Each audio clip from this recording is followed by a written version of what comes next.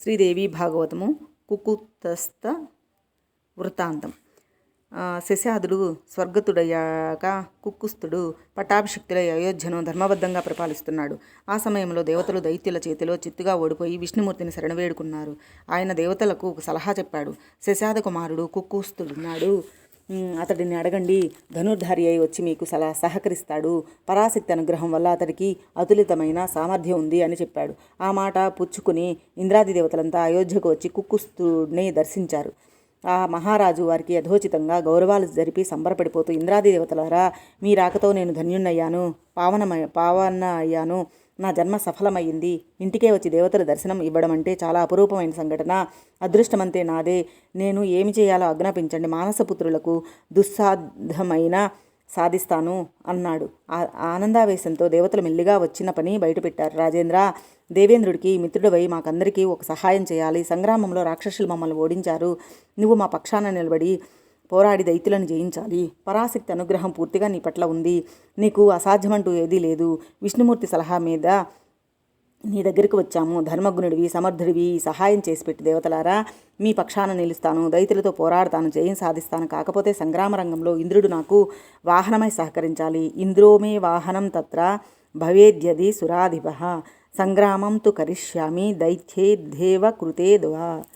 కుక్కుస్థుడు పెట్టిన ఈ నియమాన్ని గురించి దేవతలు పరస్పరం చర్చించుకుంటున్నారు. అవసరం ఉన్నది కనుక సిగ్గుపడకూడదు. కుక్కుస్థుడికి వాహనం అవ్వమని అందరూ కలిసి ఇంద్రుడిని ఒత్తిడి చేశారు. చివరికి శ్రీహరి వచ్చి అదే సలహా చెప్పాడు. వాసవుడు అంగీకరించాడు.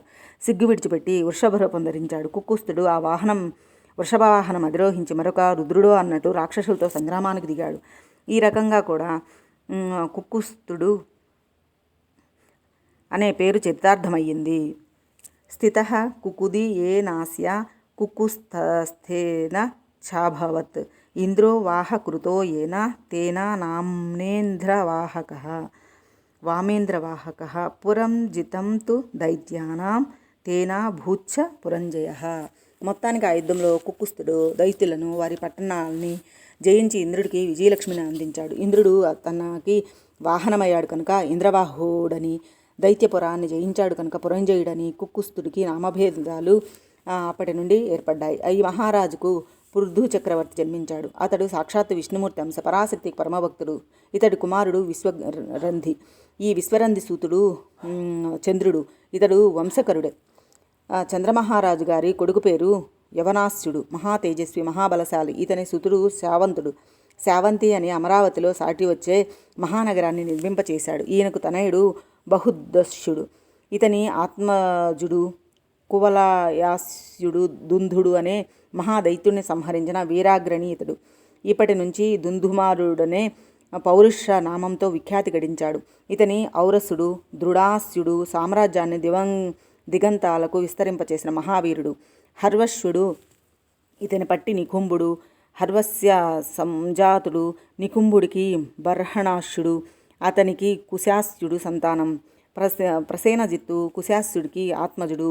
ప్రసేనజిత్తుకు యవనాస్యుడు జన్మించాడు. ఇతడి సంతానమే మాంధాత.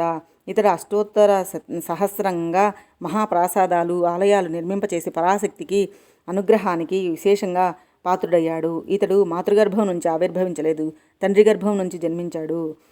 పొట్ట చీల్చుకొని పుట్టాడు. ఇది చాలా ఆశ్చర్యకరంగా, అసంభవంగా, ప్రకృతి విరుద్ధంగా కనిపిస్తుంది, కానీ నిజం. అది వివరిస్తాను, ఆలకించు. తండ్రికి పుట్టిన తనయుడు మాంధాత. యవనాశ్యుడికి చాలా కాలం వరకు సంతానం కలగలేదు. 100 మందిని వివాహమాడాడు, అయినా ఒక్క కడుపు పండలేదు. రోజు ఇతడికి ఇదే దిగులు కుంగదీస్తుంది. అరణ్యాలకు వెళ్ళి ఋషులను ఆశ్రయించాడు. నిట్టూర్పులు విడుస్తూ విలపించాడు. ఋషులు ఓదార్చి శోకకారణం అడిగి తెలుసుకున్నారు. మాకు చేతనైతే ఉపకారం చేస్తాం చెప్పు అన్నారు.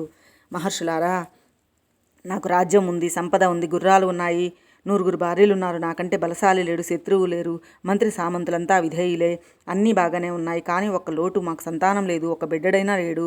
ఆ పుత్రుడికి ఉత్తమగతులు లేదంటారు, స్వర్గం అసలే లేదంటారు. అందుకని దుఃఖిస్తున్నాను, సంతానం కావాలి. అపుత్రస్థ గతిర్నాస్తి స్వర్గో నైవ చ తస్మాత్ శోచామి విప్రేంద్రాహ సంతానార్థం భృశం తతః. మీరందరూ వేదశాస్త్ర తత్వజ్ఞులు, మహాతపస్సులు. సంతానార్థినైన నాకు ఏదైనా ఇష్టిని యజ్ఞం చెప్పండి, నాతో చేయించండి, మీరు దయా స్వభావులు కనుక అభ్యర్థిస్తున్నానని వేడుకున్నాడు యవనాశ్యుడు. దీనికి ఇంత దుఃఖపడవలసింది ఏముంది, అలాగే చేస్తామంటూ ఇంద్రదేవతాకమైన ఇష్టిని చేయించారు.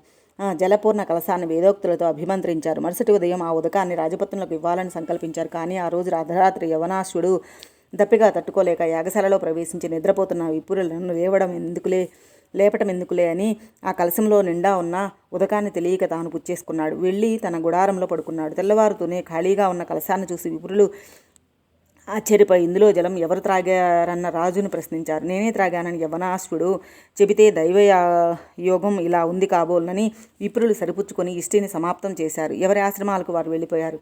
మంత్రోదకం కారణంగా రాజుగారు గర్భం ధరించారు. నెలలు నిండాయి. పొట్ట కుడివైపు చీల్చుకుని మగబిడ్డ జన్మించాడు. అయితే అదృష్టం బాగుండి రాజుగారు మరణించలేదు. పుట్టిన బిడ్డడు రోధిస్తున్నాడు. తల్లి ఉంటే చన్ను కుడిపేది. ఇప్పుడు ఏమిటి చేయడమా అని మంత్రులు మల్లగుల్లాలు పడుతున్నారు. అప్పుడు ఇంద్రుడు తన చూపుడు వేలిని అందించి మాం ధాత అన్నాడు. అప్పటి నుంచి అతనికి అదే నామధేయమైంది. అందరూ మాంధాత అన్నారు. మహాబలిష్ఠుడై చాలా కాలం భూగోళాన్ని పరిపాలించాడు. కం దాస్యతి కుమారోయం మంత్రినచ్చు కృసుభృశం తథేంద్రో దేశినీం ప్రాధా మాంధాతేత్య వదర్వచః సో భవద్బలవాన్ రాజా మాంధాత పృథివీపతి తదుత్థిస్తు భూపాల కదితా తవ విస్తరాత్. ఆ మాంధాత సర్వభూగోళాలని జయించి చక్రవర్తి అయ్యాడు. ధన్యులు ఇతనికి భయపడి గాఢారణ్యాల్లోనికి పారిపోయి కొండగుహలలో దాక్కున్నారు. ఈ లోకోపకారానికి సంతోషించి దేవేంద్రుడు తసధన్యుడు అనే బిరుదునిచ్చి గౌరవించాడు. శతబిందు మహారాజు గారి గారాల కూతురు బిందుమతి ఇతడికి పట్టమహిషి. ఈ దంపతులకు 2 తనయులు కలిగారు, పురుకుక్సుడు, ముచుకుందుడు. వీరిలో పురుకుక్సుడికి అరణ్యకుడు జన్మించాడు, పరమధార్మికుడు. ఇతని కుమారుడు పితృభక్తి పరాయణుడై బృహదశ్యుడు. ఇతనికి హరష్యుడు తనయుడు. హరష్యుడి కొడుకు త్రిధన్వుడు. త్రిధన్వుడికి సంతానం అరుణుడు.